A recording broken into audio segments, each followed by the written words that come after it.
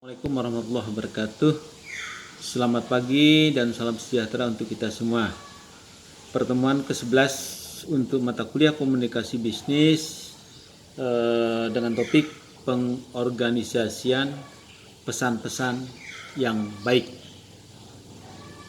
Pertama ingin saya menjelaskan tentang faktor yang mempengaruhi penerimaan dari pesan-pesan.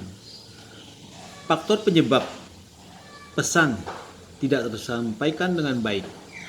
Di mana di sini saya ingin menjelaskan tentang bagaimana pesan-pesan yang disampaikan umpama oleh pimpinan kepada bawahan itu sering tidak sampai ke bawahan dengan baik.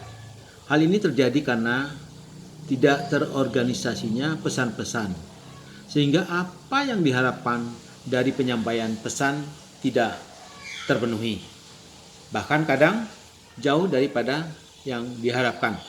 Nah, hal ini terjadi karena pengorganisasian pesan-pesan yang kurang baik. Ya, di sini ada beberapa hal yang menjadi penyebab pesan-pesan itu tidak tersampaikan dengan baik. Yang pertama adalah bertele-tele, di mana organisasi pesan itu seharusnya ditata dengan sedemikian rupa dengan baik ya, sehingga apa yang menjadi inti atau pokok dari gagasan yang ingin disampaikan itu tidak langsung bisa dipahami, karena kita berpanjang-panjang lebar dengan berbagai hal yang hal-hal yang tidak terlalu relevan dengan apa yang ingin menjadi hal yang ingin kita sampaikan atau inti dari gagasan. Dan kedua, yang kedua adalah memasukkan bahan-bahan yang kurang relevan. Ya, di sini sering terjadi bahwa untuk memberikan kesan bagus, lengkap, komplit, nah dimasukkanlah informasi-informasi yang sebenarnya ini walaupun ada yang topiknya masih sesuai tapi tidak sangat relevan, tidak menjadi pendukung, sehingga sering jadi mengaburkan ya daripada pesan-pesan yang ingin disampaikan. Nah, hal ketiga yaitu menyampaikan gagasan yang kurang tepat. Pesan kadang sulit tersampaikan dengan baik manakala gagasan-gagasan tersebut atau usulan-usulan atau permintaan disampaikan tidak tepat atau tidak pas dengan topik yang ingin disampaikan. Ya. Yang keempat adalah terlalu banyak informasi tambahan. Nah, kita kadang-kadang ini ya untuk memberikan suatu image yang positif kepada penerima pesan, kita masukkanlah segala macam informasi yang sebenarnya ini menjadi suatu masalah, karena penerima akan bingung apa yang menjadi inti utama dari pesan yang disampaikan kepadanya atau pesan yang dia terima. Nah, kemudian ada beberapa faktor yang menjadikan pesan itu bisa terorganisasi dengan baik. Tadi berlawanan dengan yang pertama. Yang pertama, subjek atau inti atau pokok permasalahan itu menjadi tujuan itu menjadi jelas, sangat jelas ya, clear. Yang kedua, semua informasi yang dimasukkan harus benar-benar berhubungan dengan subjek atau tujuan atau inti pokok daripada persoalan yang ingin disampaikan. Yang ketiga adalah gagasan yang harus disampaikan itu disajikan cara yang logis, yang rasional ya.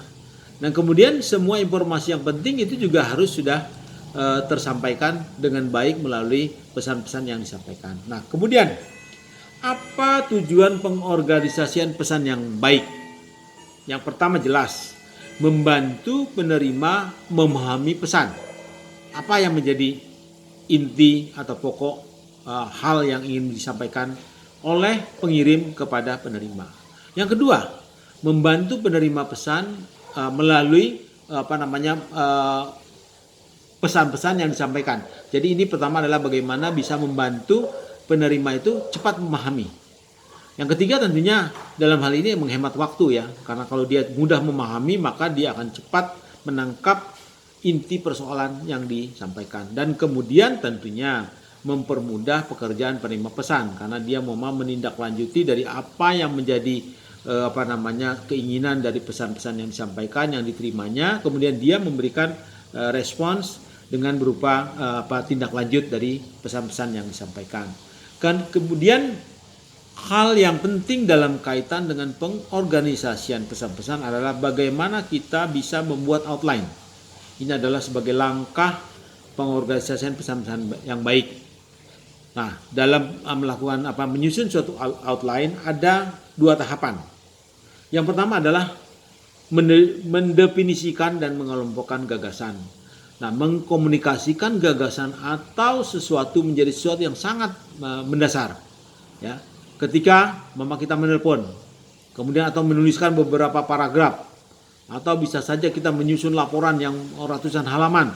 Yang diperlukan adalah bagaimana kita bisa mendefinisikan isi materinya. Ya, katakanlah semakin panjang dan semakin kompleks hal yang ingin disampaikan, maka ini menjadi hal yang penting untuk kita membuat satu outline untuk memudahkan kita mengkomunikasikan gagasan-gagasan secara runtut, sistematis, efektif dan efisien.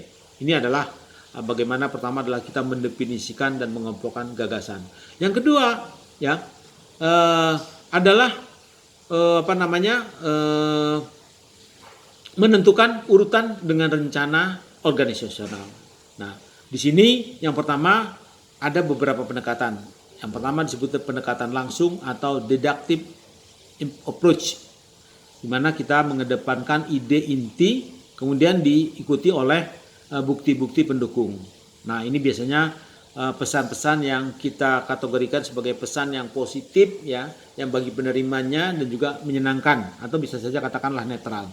Yang kedua adalah pendekatan tidak langsung atau inductive approach, di mana bukti-bukti muncul terlebih dahulu kemudian diikuti dengan ide intinya. Nah, ini umumnya untuk penerima pesan yang responnya akan negatif. Nah, kemudian bagaimana kita melakukan pemilihan dalam penyampaian pesan? Yang pertama bisa melalui yang namanya pendekatan langsung, kedua pendekatan tidak langsung. Ada 4 jenis, ya, katakanlah semacam jenis, ya, dalam kaitan dengan rencana organisasional untuk penyampaian pesan. Yang pertama, sesuatu yang sifatnya direct request, ya, atau permintaan langsung. Kita katakanlah kita menanyakan kepada toko, kita meminati suatu barang, kemudian kita tanya berapa barang ini yang ada, spesifikasinya gimana, kemudian kalau kita ingin membeli berapa, bagaimana cara pembayarannya. Ini bisa langsung, ya. Kemudian ada namanya pesan-pesan yang sifatnya rutin atau good news atau juga goodwill. Ini biasanya dilakukan dengan pendekatan langsung. Nah, kemudian ada lagi pesan-pesan yang sifatnya persuasif, ya. Nah, ini biasanya penerima pesan cenderung akan dianggaplah tidak tertarik dengan pesan-pesan tersebut sehingga kita melakukan langkah-langkah persuasif. Nah, di sini juga pendekatannya adalah pendekatan tidak langsung. Satu lagi untuk pesan-pesan yang bad news, ya. Ini ada pesan-pesan bad news.